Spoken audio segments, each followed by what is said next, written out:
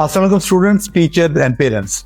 Today's video is about raw marks, adjusted marks, and how do these marks get converted into the grades. So this topic was always very interesting, but it has become even more interesting since Cambridge has released the data regarding raw marks and adjusted scores for the recently concluded June 2024 exam series. So those candidates who took exams in June 2024, IGCSE, O-level, AS or A-level, these candidates now can approach their center, their schools, and can get information about the raw score for each component of each subject, each qualification they have taken the exam in June 2024, and they can also get the information about the adjusted score. So some students and some candidates and some teachers have approached me and they had some questions कि यार ये raw marks क्या हैं और adjusted marks क्या हैं. In a school there is a candidate जिसके raw marks ज़्यादा हैं और adjusted कम है, और उसी स्कूल के दूसरे बच्चे के raw marks कम है और adjusted score ज़्यादा है. तो ये क्या difference है? So let me first explain to you what are raw marks and what is the difference between raw marks and adjusted scores. Raw marks वो हैं जो आपके actual original marks हैं जो आपको उस पेपर में मिले हैं. मिसाल के तौर पर वो पेपर था 100 मार्क्स का, आपको एग्जामिनर ने 74 मार्क्स दिए, तो 74 इज योर रॉ स्कोर. ये दो तरीके होते हैं मार्क्स देने के. एक होता है टिक अप्रोच कि एग्जामिनर टिक लगाते हैं और जितने मार्क्स होते हैं उतने टिक्स लगाते हैं, और दूसरा तरीका होता है मार्क्स देने का कि वो लेवल असाइन करते हैं. They go through your essay, they go through their response and they see कि whether this response is level 1, lower level, or level 2 or level 3 or probably level 4 as well. In some questions there are 4 levels, in some questions there are 3 levels, or in some there are only 2. तो फिर वो देखते हैं कि आपका level कौन सा है. फिर उस लेवल के फॉर एग्जाम्पल 5 to 8 मार्क्स हैं लेवल 2 के, तो वो देखते हैं कि लेवल 2 तो है, पर are you at the bottom of level 2, are you are at the top of level 2. तो if you are at the bottom of level 2 you may be getting 5 marks. If you are at the top of level 2 you are getting 8 marks, and if you are in the middle in that of level 2, so your marks are between 5 and 8, 6 or 7 marks. So this depending on what are the grade, what are the level range, marks range क्या है, उसके मुताबिक आपको level decide करेगा examiner और marks decide करेगा. और टिक approach मैंने पहले आपको एक्सप्लेन कर दी. तो रॉ स्कोर आपका ओरिजिनल स्कोर है. अब ये रॉ स्कोर कन्वर्ट होगा एडजस्टेड स्कोर में. एडजस्टेड स्कोर क्या है जी?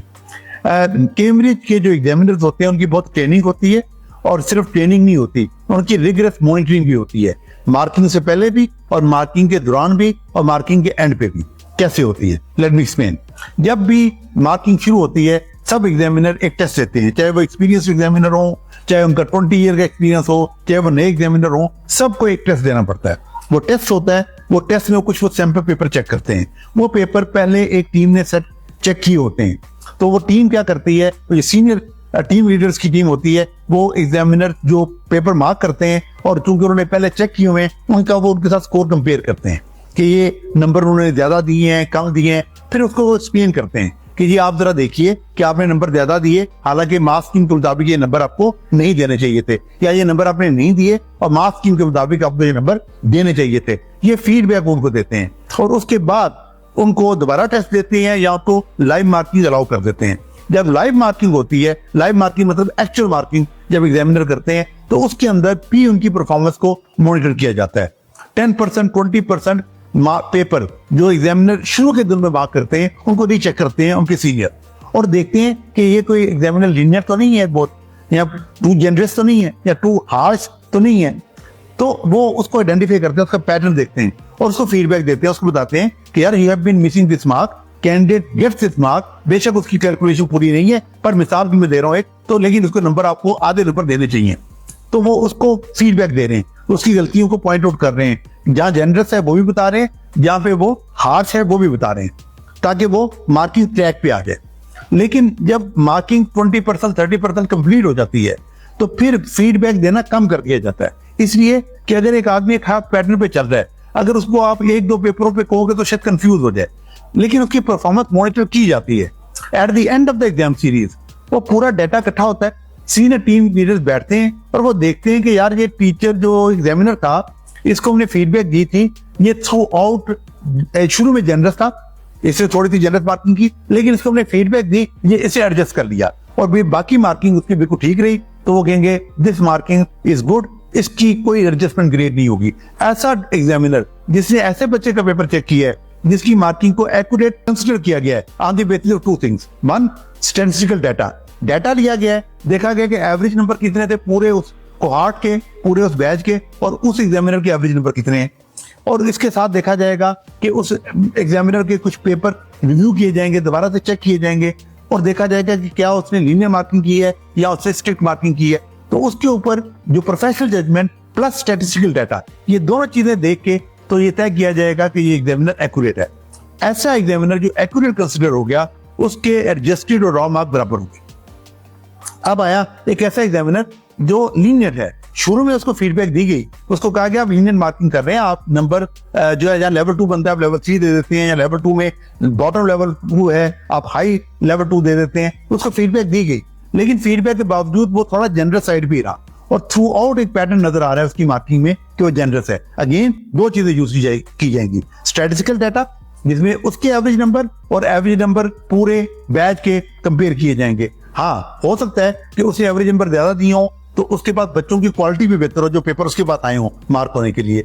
लेकिन जो सिस्टम है वो रैंडमली एलोकेट करता है, तो ये अज्यूम किया जाता है कि जो भी एग्जामिनर होंगे उनके पास सिमिलर एबिलिटी वाले बच्चों के पेपर आएंगे। तो अगर एक पूरे बैच के एवरेज नंबर है 52 और एक एग्जामिनर ने 57 उसकी एवरेज आ रही है, तो उसका फिर देखा जाएगा यार ये कुछ वरिंग साइन है, फिर उसके कुछ पेपर दोबारा देखे जाएंगे, प्रोफेशनल जजमेंट भी साथ आएगी, सिर्फ स्टैटिस्टिकल डाटा नहीं देखा जाएगा, प्रोफेशनल जजमेंट भी देखी जाएगी, और फिर देखा जाएगा कि यार ये एग्जामिनर थ्रू आउट लीनियर है, इसने 2 नंबर 3 नंबर एक्स्ट्रा दिए हुए हैं। ऐसे एग्जामिनर के पास किसी बच्चे का अगर पेपर गया है तो उसमें उसकी स्केलिंग करनी जाएगी, और उसके नंबर जो रॉ स्कोर है उसमें से 2, 3, 4 या 1 या 2 मार्क्स माइनस कर दिए जाएंगे, और उसका रॉ स्कोर जो है वो एडजस्टेड स्कोर में जब नजर आएगा तो एडजस्टेड स्कोर कम नजर आएंगे। इसी तरह एक तीसरा एग्जामिनर है, वो स्ट्रिक्ट नजर आ रहा है, हार्श नजर आ रहा है, स्टैटिस्टिकल डाटा के साथ भी और प्रोफेशनल जजमेंट के साथ भी, उसके नंबर ऐड कर दिए जाएंगे।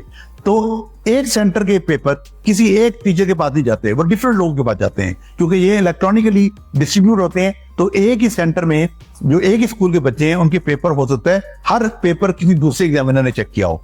तो इसलिए जब स्केलिंग हुई है और वो जो एडजस्टेड स्कोर बने हैं, तो कुछ बच्चों के स्कोर चेंज नहीं हुए, रॉ स्कोर एडजस्टेड स्कोर के बराबर है, इसलिए कि उनका पेपर जिस एग्जामिनर ने मार्क किया उसकी ग्रेडिंग एक्यूरेट कंसिडर हुई थी।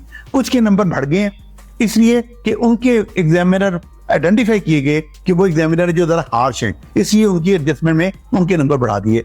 और तीसरा जो एग्जामिनर या तीसरा बच्चा जिसके नंबर कम हो गए, उसका पेपर डाटा के मुताबिक ऐसे एग्जामिनर के पास था जो जरा लीनियंट था।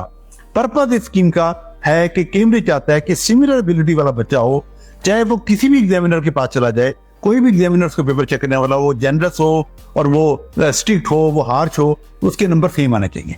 तो इसलिए फेयरनेस का प्रिंसिपल देखते हुए वो ये फॉर्मूला लगाते हैं कि जो एग्जामिनर लीनियर है उनके नंबर एट पार लाने के लिए वो उसको कम करते हैं। फिर एक चौथी तरह के एग्जामिनर भी है, उसको कहते हैं लिंगरिंग डाउट। वो ऐसा एग्जामिनर है जो कभी लीनियर हो जाता है, कभी हार्श हो जाता है, उसका पैटर्न पता ही नहीं लगता। ऐसा एग्जामिनर जो लिंगरिंग डाउट हो, उसके पेपर दोबारा से रीचेक किए जाते हैं। वो at the end of the marking उसके पेपर दोबारा से पॉट में डाल दिए जाते हैं और कोई और एग्जामिनर पेपर को रीचेक करता है। ये हो गया conversion of raw score into adjusted score. अब ये एडजस्टेड स्कोर जो है वो फाइनल स्कोर में कैसे जाएगा? फाइनल स्कोर में जाएगा वेटेज के मुताबिक, हर कंपोनेंट की अलग वेटेज है, इसलिए वेटेज के मुताबिक फिर वो फाइनल स्कोर में जाएगा। फिर वो कंपोनेंट ग्रेड और जो कंपोनेंट ग्रेड और या कंपोनेंट सब्जेक्ट बनने हैं उस पर ये बात ध्यान में रखिएगा कि अगेन ऐसा पॉसिबल है कि एक कंपोनेंट में एक बच्चे का ए और बी है और दूसरे बच्चे का भी ए और बी है उसी कंपोनेंट में, लेकिन जो क्यूमुलेटिव ग्रेड बन रहा है वो ए और बी वाले बच्चे का ए बन रहा है और दूसरे ए और बी वाले का जो है वो बन रहा है बी। तो वो दोनों बच्चे कह रहे हैं कि हमारे कंपोनेंट ग्रेड तो बराबर है लेकिन हमारा फाइनल ग्रेड मुख्तलिफ है। वो कई रीजन हो सकती है। एक तो ये कि जिसका ए और बी है उसका लोअर पे ए और बी है, लोअर मार्क में ए could be from like 70 to 100, तो उस बच्चे के 70 आया तो ए आ गया, दूसरे के ए आया है 100 पे, तो जिसका ए 100 पे आया है और जिसका ए 70 पे आया है तो ए और बी उसका मिलके टोटल बी में कन्वर्ट हुआ, और जिसका ए 100 या 90 प्लस पे आया उसका ए और बी कन्वर्ट होके वो ए स्टार में भी चला गया शायद, और शायद वो ए में चला गया। तो इसलिए ये दो कंपोनेंट ग्रेड सिमिलर होने का मतलब ये नहीं है कि आपका फाइनल ग्रेड भी सिमिलर हो। वेटेज मुख्तलिफ है, थ्रेशोल्ड मुख्तलिफ है। फिर कुछ बच्चों ने एएस दिया था पिछले साल, A2 अब दिया, तो और पिछले साल एएस की वेटेज और थी या थ्रेशोल्ड मुख्तलिफ था, इस साल का एएस का थ्रेशोल्ड मुख्तलिफ है। इसलिए ये कंपैरिजन करके कि मेरे 4 कंपोनेंट में पेपर में 3 ए और 1 बी है, और 3 बच्चे ऐसे हैं जिनके 3 ए और 1 बी है, 4 कंपोनेंट में 3 ए और 1 बी, एक का ए स्टार है, एक का ए और एक का बी है, ये बिल्कुल पॉसिबल है। इसलिए कि 3 ए और 1 B does not necessarily mean A star and does not necessarily mean कि उसका बी नहीं होगा, वो बी भी हो सकता है। अगर तीनों ए बहुत लो थे और बी भी लो था और बी वाले सब्जेक्ट का वेटेज बहुत ज्यादा है, तो वो कन्वर्जन में फाइनल ग्रेड में हो सकता है वो बी बन जाए। और अगर तीनों ए बहुत अच्छे ए थे और वो वेटेज भी ज्यादा थी तो वो ए स्टार बन सकता है और वो ए बी हो सकता है। तो इसलिए इस बात को कंपेयर आप ना कीजिए। I hope you found this video useful. मैं एक और वीडियो भी बनाऊंगा और उसमें थ्रेशोल्ड कैसे डिटरमिन होते हैं उसके बारे में भी आपको डिटेल दूंगा। अब अगर आपके कोई क्वेश्चन हो, आप you can post those question. हम एक डॉक्यूमेंट को लिंक कर रहे हैं जो कैम्ब्रिज का डॉक्यूमेंट है, जो conversion of raw score into adjusted score और into final grade of the subject में को कैसा प्रोसेस वो कैसे है, वो कैसे एक्सप्लेन होता है प्रोसेस, वो डॉक्यूमेंट हम आपको कमेंट बॉक्स में शेयर कर रहे हैं आपके साथ। Thank you very much.